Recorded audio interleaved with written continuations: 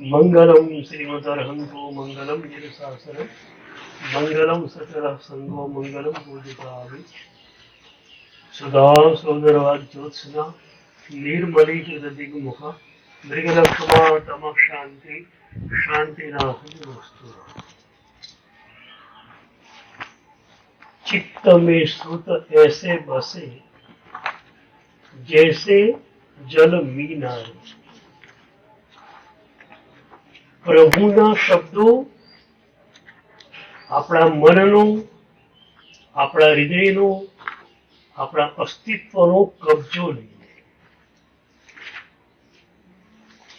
ઘણીવાર એવું બને એક માણસ શેરીમાંથી પસાર થતો હોય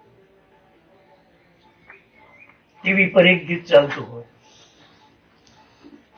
એ આગળ આગળ ચાલી રહ્યો છે અને એ જ ગીતનું અનુસંધાન ચાલ્યા કરે છે 3 મિનિટ પછી એના હોઠમાંથી એ જ ગીત સરવા મળશે. પ્રભુના શબ્દોને એ રીતે આત્મસાત કરવા છે કે આપણું જીવન જ પ્રભુમય બની જાય. જાપાનમાં એક બૌદ્ધ ધર્મ ગુરુએ એકવાર કહ્યું કે ભગવાન બુદ્ધના વચનોને છપાવવા છે માટે એક ફંડ જોઈએ છે. ફંડ ભેગું પણ થઈ ગયું. એ ફંડ ભેગું થયું, છપાવવાની તૈયારી શરૂ થાય છે ત્યાં જ ભયંકર અતિવૃષ્ટિ, નદીઓમાં પૂર, સેંકડો ગામો ક્ષત વિક્ષત. એ જ વખતે ગુરુએ કહ્યું કે આ બધું જ ફંડ આ અતિવૃષ્ટિ પીડિતો માટે વાપરી નાખો. વપરાઈ ગયું પૂરું ફંડ. 6 મહિના પછી ગુરુએ બીજી વાર હાકલ પાડી. બુદ્ધ ભગવાનના વચનો પ્રકાશિત કરવા છે. ફરી ફંડ ભેગું થયું અને દુષ્કાળ, ભયંકર દુષ્કાળ. ગુરુએ કહ્યું આ ફંડને દુષ્કાળ પીડિતો માટે વાપરી નાખો. ત્રીજી વાર ફરી ફંડ એકઠું થયું.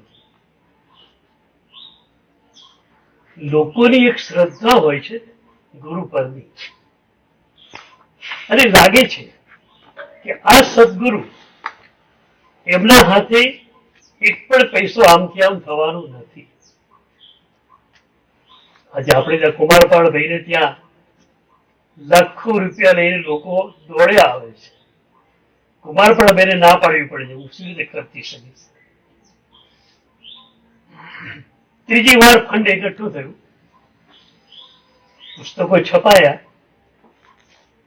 એની પ્રસ્તાવનામાં બહુ જ મજાનું લખવામાં આવ્યું કે બુદ્ધ ભગવાનના વચનોનું આ સંકલન છે.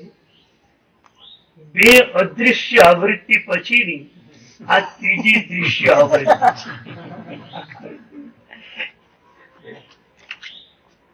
કારણ બુદ્ધ ભગવાને માત્ર કરુણા ઉપર જ કહ્યું છે, તો કરુણાની અંદર એ ફંડ વપરાયું તો પહેલી વાર અદૃશ્ય રૂપે ગ્રંથ છપાઈ ગયા, બીજી વાર પણ એ રીતે અદૃશ્ય રૂપે ગ્રંથો છપાઈ ગયા. આ ત્રીજી દૃશ્ય આવૃત્તિ આવી. આપણે પણ ગ્રંથોની જીવંત આવૃત્તિ બનવું છે. એટલે જ ગઈકાલે કહ્યું એક ગ્રંથ અસ્તિત્વના સ્તરનો હશે ને તો તમે એ ગ્રંથને વાંચો છો એમ નહીં કહું, તમે એ ગ્રંથને જીવી રહ્યા છો. એ ગ્રંથનો શબ્દ તમારામાંથી બોલકો થઈને બહાર આવે. પ્રસંગરતિ તમે કરી, બસ તમારા ચહેરા ઉપર તમારી આંખોમાં તમારા અસ્તિત્વના સ્તર પર માત્ર પ્રશમ દેખાય. દલાઈ લામા ભારત આવ્યા તિબેટથી અને ચીને તિબેટ પર કબજો કર્યો. એક બૌદ્ધ ભિક્ષુ રહી ગયેલા તિબેટમાં. ચીની સત્તાવાળાએ એમને પકડ્યા, જેલમાં પડી દીધા. કારણ કોઈ જ નહીં, બસ 18 વર્ષ સુધી એ બૌદ્ધ ભિક્ષુને ચીનની જેલોમાં રાખવામાં આવ્યા. ખાવાની પણ તકલીફ, પીવાની તકલીફ, બધી જ તકલીફો. 18 વર્ષે મુક્ત થયા, ભારત આવ્યા દલાઈ લામા પાસે. દલાઈ લામાને વંદન કર્યું. તમને ખ્યાલ છે બૌદ્ધ પરંપરાનું? એક દલાઈ લામા હતા, એ અવસાન પામે, નવા ગુરુ પણ બનશે. તો પૂરા તિબેટની અંદર 5 વર્ષ પછી શોધ ચાલે કે દલાઈ લામા ફરીથી પુનર્જીવિત થયા હોય એવું કઈ બાળક મળે છે. ઘણા લોકો પોતાના બાળક લઈને આવે, આવું સુકન થયેલું, આવું સપનું આવેલું નામ. દલાઈ લામા એટલે માત્ર સર્વશ્રેષ્ઠ ગુરુ જ નહીં, તિબેટના શાસક પણ, રાજ્યગુરુ અને ધર્મગુરુ બેવ. પણ એના માટે એક સિલેક્શન કમિટી હોય. એ કમિટી નક્કી કરે કે આ બાળકની અંદર દલાઈ લામાના અંશો અવતર્યા છે. એ બાળકને પસંદ કરી 5 વર્ષની વયે ગુરુ બની ગયા. પછી એને શિક્ષણ આ તે બધું જ આપવામાં આવે. તો દલાઈ લામા પાસે શિષ્ય આવ્યો, ચરણોમાં પડ્યો. તો ગુરુએ પૂછ્યું, 18 વર્ષ તું ચીનની જેલમાં રહ્યો, તકલીફો તો પડી જશે, તો સૌથી મોટી તકલીફ કઈ પડી? એણે એટલી સરસ વાત કરી, મેં આ ઘટના વાંચીને મારી આંખો ભીની થઈ ગઈ. એ બૌદ્ધ ભિક્ષુ કહે છે, ગુરુદેવ 18 વર્ષમાં એક જ ભય મને સતાવતો હતો. એ ભય એ હતો કે આ ચીની લોકો પ્રત્યેની મારી કરુણા ઓછી તો નહીં થઈ જાય.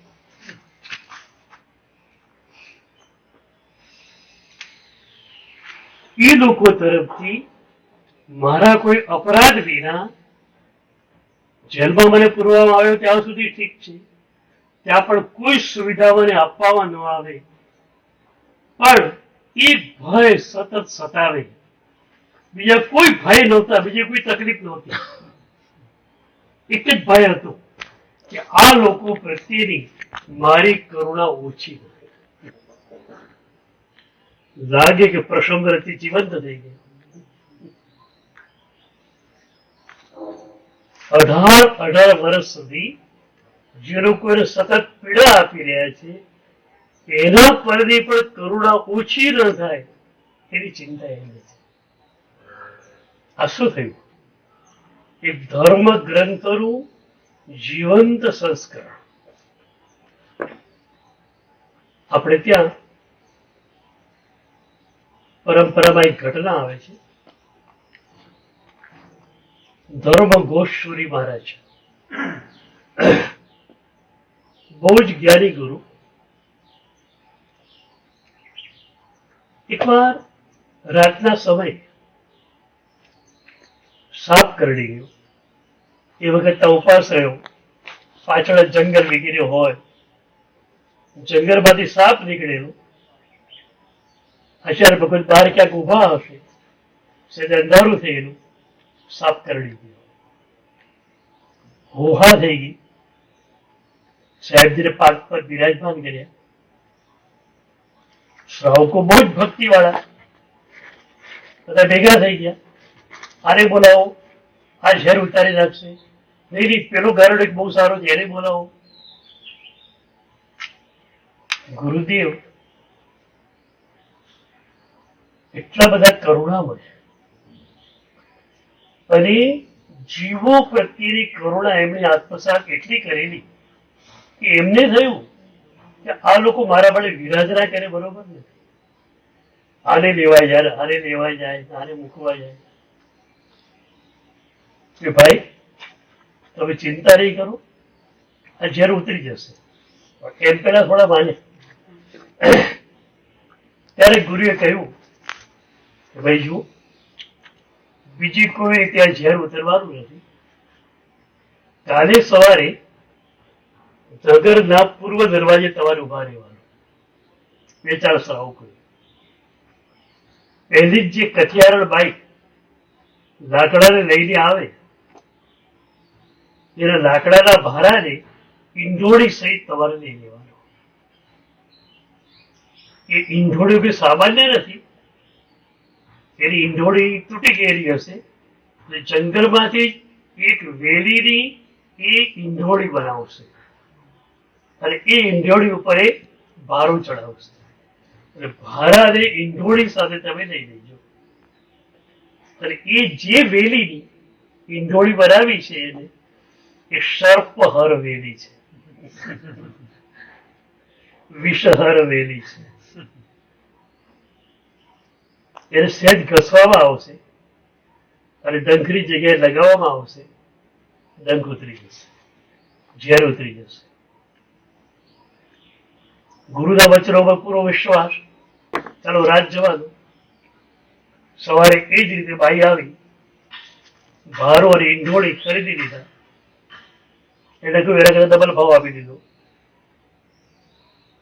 અને એ વેલી ઘસી ગુરુદેવને લગાડી ઝેર નીકળી ગયું.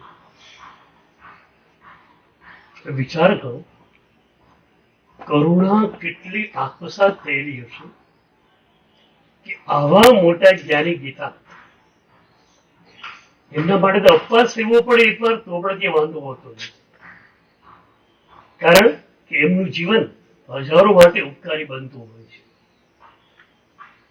એમણે તો આમ જો તો લાંબો કે અપવાદ પણ સેવ્યો નથી. માત્ર એક વનસ્પતિની વિરાધના એ પણ થોડી થઈ છે. એમણે પોતે એનું પ્રાયશ્ચિત્ત સ્વીકાર્યું. યાવત જીવન 6 વીઘેનું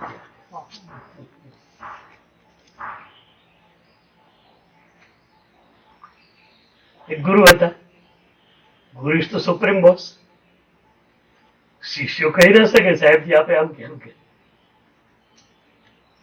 પણ કરુણા કેટલી આત્મસાત થયેલી બોલો. આપણે અંતર નિરીક્ષણ એ કરવું છે કે કયા ગુણને મેં આત્મસાત કર્યું છે. કોઈ પણ ગુણ કરો વાંધો નથી. એક ગુણને આત્મસાત કરવાની વિધિ જો હાથમાં આવી ગઈ તો ફટાફટ બીજા ગુણો ઉપર પ્રભુત્વ તમારું સ્થપાઈ જશે. મહેનત એકમાં જ હોય છે. શરૂઆતમાં તકલીફ હોય, પછી તો મજા જ હોય. એટલે એક ગુણને આત્મસાત કરો. ક્ષમા ગુણ એટલું આત્મસાત થઈ જાય કે ગમે તે વ્યક્તિ ગમે તેવું આચરણ કરે તમારા પ્રત્યે તમને સહેજ પણ ક્રોધ ન આવે. મૈત્રી ભાવ તમે એટલો પ્રગાઢ બનાવેલો હોય કોઈ પણ વ્યક્તિ પ્રત્યે ક્યારેય પણ સપનામાં પણ તિરસ્કાર ન હોય. મેં આમ માર્ક કરીને જોયું કે મુખ્યતયા 2 દર્દો આપણને પીડે છે. 2 દોષો, જળ પ્રત્યેનો રાગ અને જીવ પ્રત્યેનો દ્વેષ. એમાં પણ એવું લાગે કે સાધક તરીકે તમે આવ્યા છો ત્યારે જળ પ્રત્યેનો રાગ તમારો થોડો ઓછો થયો હશે. પણ હું જે સેંકડો આલોચના વાંચું છું એ પરથી મને લાગે કે ચેતના પ્રત્યેનો દ્વેષ કાઢવો બહુ અઘરો છે. એ વ્યક્તિએ કશું જ ખરાબ કર્યું નથી હોતું. તમારી અપેક્ષા આમ હતી કે એને આમ કરવું જોઈએ. હવે એ કયો એવો જ્ઞાની એ તો તમારી અપેક્ષાનું જ્ઞાન થાય કે એની રીતે વર્ત્યો, તમારી અપેક્ષા પ્રમાણે ન વર્ત્યો, તમને એના પર ગુસ્સો આવે છે તમને રાઈટ ગુસ્સો કરવાનો.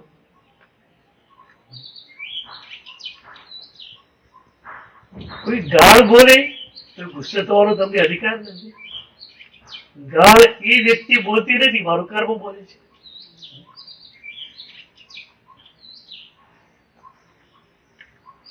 તો તિરસ્કાર ક્યારે પણ ન આવે. આ એક આપણે આત્મસાત કરીએ તો થઈ ગયું. મૈત્રી ભાવને આત્મસાત કરો. એક વાત પન્યાસથી ભગવાન ભદ્રંકર વિજય દાદાને મેં પૂછેલું. હું તો નાનો એવો 22 વર્ષની ઉંમર હશે. રાજસ્થાન લુણાવા ગયેલા, સાહેબજી ત્યાં હતા. મેં સાહેબજીને પૂછ્યું, સાહેબજી આપના પુસ્તકો મેં વાંચ્યા, આપ માત્ર મૈત્રી ભાવની વાત કર્યા કરો છો કે બીજા ઉપર આપણું ફોકસિંગ નથી હોતું. એટલા પ્રેમાળ પોતે મૈત્રી ભાવ પર લખતા હતા કે બોલતા હતા એમ નહીં. મૈત્રી ભાવ એમના જીવનમાં ભણાઈ ગયેલો. મને કે બેટા, ગુરુ છે ને ડોક્ટર હોય છે. ડોક્ટર પેશન્ટમાં શું જુએ કે કયું તત્વ ખૂટે છે. રોગ તો આવ્યો, રોગ થવાનું કારણ શું? વિટામિન એ ખૂટ્યું, ડી ખૂટ્યું, સી ખૂટ્યું, શું ખૂટ્યું, મિનરલ્સ ખૂટ્યા. તો ડોક્ટર એ જુએ છે અને એ તત્વની પૂર્તિ કરી નાખે છે. એ ઇન્જેક્શન આપે, દવા આપે. એ જ રીતે ગુરુ જે છે ડોક્ટરના સ્થાને છે. તો મેં આપણા શ્રી સંઘનું અવલોકન કર્યું. શ્રી સંઘ દાન ધર્મમાં ખૂબ આગળ છે. ધર્મમાં એટલો આગળ છે. શીલ ધર્મમાં જોઈએ તો દીક્ષાઓ એટલી વધી રહી છે. પણ ભાવ ધર્મની અંદર આપણી કથા હશે. મૈત્રી ભાવ જે આપણામાં જોઈએ એ નથી. અને મૈત્રી ભાવ ઓછો થઈ ગયો જેના કારણે જે સંઘની શક્તિ આ યુગમાં પણ હોવી જોઈએ એ દેખાતી નથી. ઘણી વાર કહું છું, 10,000 કે 15,000 સાધુ સાધ્વીઓ શું કરે એમ નહીં, શું ન કરી શકે એમ નહીં. તમે આખી દુનિયાની કાયાપલટ કરી શકો. એક રમણ મહર્ષિ ગુફામાં બેઠા હો અને સેંકડોના હૃદયનું પરિવર્તન કરી શકતા હોય. 10,000 કે 15,000 સાધુ સાધ્વીઓ શું ન કરી શકે? એક મૈત્રી ભાવનું આંદોલન આપણું ચાલે અને અહિંસાની આવી એક સરવાળી આપણે ચલાવીએ કે પૂરી દુનિયાના લોકોના મનમાં અહિંસા પ્રસ્થાપિત થાય. તમને ખ્યાલ છે, રેકી આજે બહુ જ પ્રતિષ્ઠિત વિદ્યા છે. અને રેકીમાં જે ફર્સ્ટ ડિગ્રીમાં હોય એ લોકો 100 કિલોમીટર દૂર રહેલા પેશન્ટને પણ પોતાનો ભાવ આપી શકે છે. એ વ્યક્તિનું નામ લે, એ સ્વસ્થ થાવ, એ સ્વસ્થ થાવ, સ્વસ્થ થાવ, અરે થઈ જાય છે. એ જ રીતે મૂઠ મારવાની વિધિ આદિવાસી લોકોમાં વધારે હોય. કોઈના પ્રત્યે ગુસ્સો આવી ગયો, દ્વેષ આવી ગયો, એ લોકો સુધી મારવા કૂટવાની જ વાત હોય. એને ત્યાં સીધો તલવાર લઈને પહોંચાય એમ નથી. એનું માટેનું પૂતળું બને અને એમાં પ્રત્યારોપણ કરે કે આ પેલો માણસ છે. વિચાર કરો, મૂર્તિ બનાવવી સહેલી વસ્તુ છે? આપણે આપણા ગુરુની મૂર્તિ બનાવતા હોઈએ છીએ, આપણને ખ્યાલ છે. 10 મૂર્તિ બનાવીએ તો એક મૂર્તિમાં ફેશિયલ એક્સપ્રેશન નથી આવતું. તો આદિવાસી અણઘડ માણસ એ માટીનું પૂતળું બનાવે, એમાં કોઈ પેલાની શકલ તો આવવાની નથી, માત્ર મન દ્વારા એ પ્રત્યારોપણ કરે છે, આ પેલો માણસ છે. પછી એના મંત્રો એ કામ કરે છે. અત્યારે પણ આ વિધિ ચાલુ જ હોય છે. એનો હાથ કાપે, પેલાનો હાથ કાપે, આનું માથું કાપે, એનું માથું કાપે.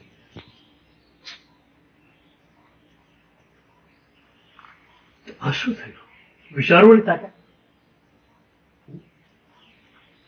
તો જેમ હિંસાના વિચારની તાકાત છે, અહિંસાના વિચારની તાકાત કેમ ન હોય? કોરોના જેવી મહામારીનું મુખ્ય કારણ તો પ્રબળ હિંસા જ છે. કેટલી હિંસા વધી ગઈ, આપણે પેપરમાં વાંચીએ જ છીએ બધું. જીવંત પશુઓને ખાઈ જાય. માણસ જેવો ક્રૂર પ્રાણી બીજું કોઈ નથી. અમુક તો પ્રજાતિઓ સાફ કરી નાખી. વનસ્પતિવિદો અને પક્ષીવિદો અને પશુવિદો ચિંતામાં છે કે આટલા આટલા પક્ષીઓ ખતમ થઈ ગયા, બેચાર પણ આખી પ્રજાતિ નષ્ટ થઈ ગઈ.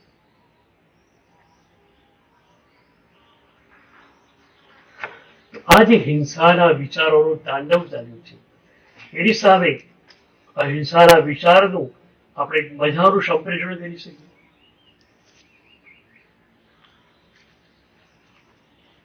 તો પન્યાસથી ભગવાનને કહ્યું કે આપણા શ્રી સંઘમાં માત્ર મૈત્રી ભાવ ખૂટે છે. તો મને પોતાને લાગ્યું મૈત્રી ભાવ ખૂટે છે, તો મૈત્રી ભાવ વધારવા માટે ઉપદેશ આપું.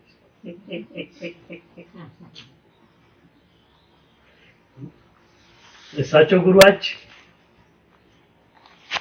જે શ્રોતાની ભૂમિકાને પકડે છે અને એને અનુરૂપ દવા આપે છે. કોઈ સાધુને આંબીલ ગમે છે, બધાને આંબીલ આપ્યા કરે તો એમાં જે છે ને દોષ લાગે છે. જે વિવરીય પરોવડાએ કહ્યું ને એ આ છે. તમને ગમે છે તો બીજાને આપો એ વાત નહીં, એની જરૂરિયાત છે એ તમે એને આપો, તો તમે ગુરુ છો. ઘણી વાર છે ને અત્યારે ડોક્ટરને કેમિસ્ટની સાંઠગાંઠ હોય છે. કેમિસ્ટ કહે છે આ દવા જરા પડી રહી છે અને ખપાવવાની છે. ડોક્ટર દરેક પ્રિસ્ક્રિપ્શનમાં એ દવા નાખી જાય. એ ડોક્ટરે ગુનો કર્યો, મેડિકલ એથિક્સ પ્રમાણે ગુનો છે. એની જરૂર નથી ને તમે એને દવા આપી અને ખાડામાં ઉતારી નાખ્યું. એ જ રીતે સામાન્ય શું જરૂરિયાત છે એનો તમને ખ્યાલ ના આવે ત્યાં સુધી તમે ધર્મ કેવી રીતે આપો? સાધના દાતા બનવું સહેલું નથી. તમે સાધનામાં પરિપક્વ બનેલા હો એટલું જ નહીં, તમને બીજાનું ફેસ રીડિંગ કરતા આવડે છે, બીજાની સાધના ક્યાં પહોંચી જોતા તમને આવડે છે, એની સાધનાના ક્યાં અવરોધ આવ્યો પીછાણતા તમને આવડે છે, અને પછી તમે એને એપ્રોપ્રિએટ સાધના આપો છો ત્યારે તમે સાધના દાતા છો. એટલે આપણી પરંપરા એ હતી ગુરુડમ અંતિએસિયા. ગુરુ મહારાજ નજીક શિષ્ય બેઠેલો. ઘણી વાર એવું બને ગુરુ મહારાજ ગયા, શિષ્યને એક પરિસ્થિતિ આવે, તરત વિચાર કરે આવું ક્યારેક બન્યું હશે ને, ત્યારે ગુરુ મહારાજે શું કહ્યું યાદ કરે. હા આવું બનેલું ત્યારે ગુરુ મહારાજે આમ કરેલું.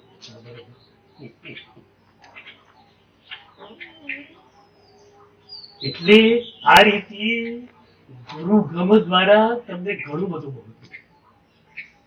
શાસ્ત્ર, પરંપરા અને ગુરુગમ ત્રણ વસ્તુ છે. ત્રણથી મળેલું જ્ઞાન જે છે એ જ પરિપૂર્ણ છે.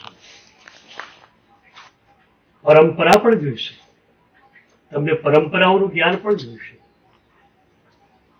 કોઈ પણ પરંપરા જે વર્ષોથી ચાલી આવી છે એનું અધ્યયન કરવાનું. અધ્યયન કરશો એટલે એની ખૂબી તમને જાણવા મળી જશે.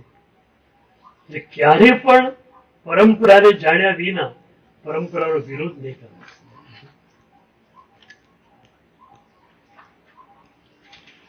80 વર્ષના માજી સામાયિક કરે છે, એનો નૌકાર બી સાચો નથી. શું સામાયિક તમારું? નહીં, પરંપરા તોડવી નથી. એ પરંપરા તોડી શકતા નથી. વિધિનું જ્ઞાન આપવાની કોશિશ પણ કરો, બધું જ કરો. વિધિપૂર્વક બીજો કરે તમે રાજી પણ થાઓ, પણ એથી કરીને એક પરંપરા જે ચાલે છે એને દૂર કરવાનો તમને અધિકાર નથી. યોગ વેશિકામાં હરિભદ્ર શ્રી મહારાજે આ વાત લખી છે અને ઉપાધ્યાયજી એને સ્પષ્ટ કરી કે તમે વિધિનું સ્થાપન કરી ન શકો અને અવિધિનું ખંડન કરી નાખો, તમે તો ક્યાંય ના રહ્યા. જે માર્ગ ચાલતો હતો એનું ખંડન કરી નાખ્યું. માર્ગમાં ક્યાં શુદ્ધિ જરૂર છે એની વાત તમે કરી શકો. માર્ગનું ખંડન કોઈ હિસાબે ન કરી શકે.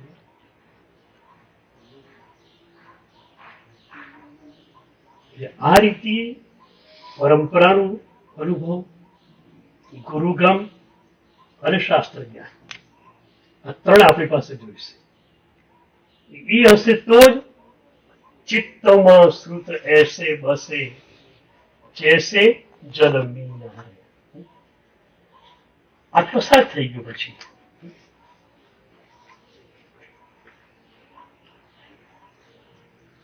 ઓશોની વાત છે,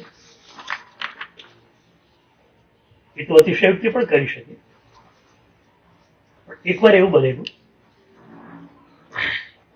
ઓશો બુદ્ધો પર બોલતા હતા. દુનિયાના બધા મહાપુરુષો પર એ બોલી ચુક્યા છે. એ ધમ્મો સનંતરોના 10 વોલ્યુમ છે. ધમ્મપદ ઉપર સરસ છે. ધમ્મપદ એટલે આપણા ઉત્તરાયણ જેવો જ ગ્રંથ છે. એવી શૈલી, એવી જ ભાષા. એ બોલ્યા, એકવાર એક બોલ્યા, બધું રેકોર્ડ બધું થાય. ધર્માનંદ કૌશંબી બૌદ્ધ ધર્મના બહુ જ નિષ્ણાત મને બોલતા. એમને પૂછવામાં આવ્યું, ઓશોએ આમ કહ્યું છે, તો કરી આ વાત શાસ્ત્રીય નથી. શાસ્ત્રોમાં આ વાત કઈ છે જ નહીં. અને બૌદ્ધ ધર્મ પર ઓથોરિટી થાય. બીજા દિવસે પ્રવચનમાં પ્રશ્નોત્તર ચાલે તો એક જણાએ પ્રશ્ન કર્યો કે આપે કાલે આમ કહ્યું હતું, ધર્માનંદ કૌશંબી કહે છે તો બૌદ્ધ ગ્રંથોમાં આ વાત છે જ નહીં. તો શું બોલે છે? ધર્માનંદ કૌશંબીને કહી દેજો કે બુદ્ધ આમ જ બોલ્યા હતા, ભલે શાસ્ત્રમાં ન લખાયું.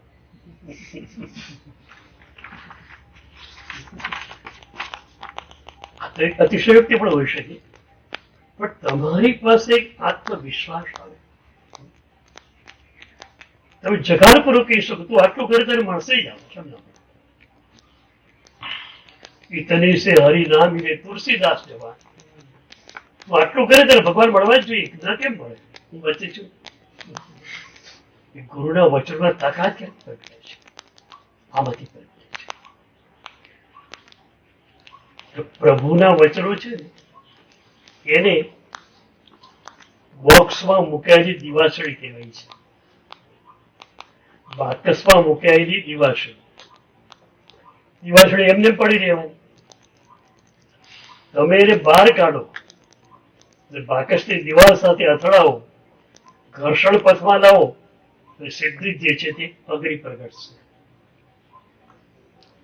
એમ શ્રુત જ્ઞાન જે છે બાકસમાં રહેલી દિવાસળી જેવું છે.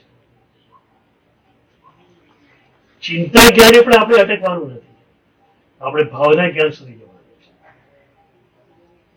એ ભાવના જ્ઞાન જે છે એનો મતલબ એ થયો કે દિવાસળી ઘર્ષણ પથમાં લાવ્યા, સીધો પ્રકાશ આવી ગયો. અનુભૂતિ માટે માત્ર શ્રુત જ્ઞાન, માત્ર ચિંતા જ્ઞાન નહીં ચાલે. અનુભૂતિ માટે ભાવના જ્ઞાન જોઈશે. અને એટલે શાંત સુધારસમાં કહ્યું, ભાવય રે વપુરિદમ મતિ મલિનમ. ચિંતા એ નથી કહ્યું, શિરોડું નથી કીધું. ભાવ હરી વપુરી તો મતી બને. બહુ મજાની વાત છે. 100 વાર એક માણસે સાંભળ્યું છે કે દેહ આવો છે, તો ખબર જ છે એને પણ. વ્યાખ્યાનમાં ન આવડે તો ખબર છે પરસેવો જે હોય છે ગંદો જ હોય છે, અને શરીરમાં બીજું કઈ છે પણ નહીં ગંદકી સિવાય. છતાં દેહાધ્યાસ જતો નથી. કેમ? ઘણી વાર કહું 100 વાર તમે સાંભળ્યું છે કે શરીર ગંદકીનો ખજાનો છે, મોબાઈલ કચરાની વાત છે, પણ છતાં એના પરનો પ્રેમ તમારો મટવાનો નથી. 101 વાર હું સંભળાવું તો અનુભૂતિ વિના કોઈ માર્ગ નથી. અને આપણે કોણ જાણે અનુભૂતિનો માર્ગ જ છોડી દીધો છે. માત્ર સ્વાધ્યાયમાં રચ્યા પાછળ નહીં ચાલે. ધ્યાન વિના કેમ ચાલશે? ધ્યાન તો આપણે જીવંત પરંપરા હતી. ધ્યાન વિના અનુભૂતિ શક્ય નથી. સ્વાધ્યાય નહીં, ધ્યાનની ભૂમિકા ઓર મૂકી દો તો શું થાય? ચિત્ત में सुत ऐसे बसे जैसे जल में. સર્વમંગલ સર્વ કલ્યાણ.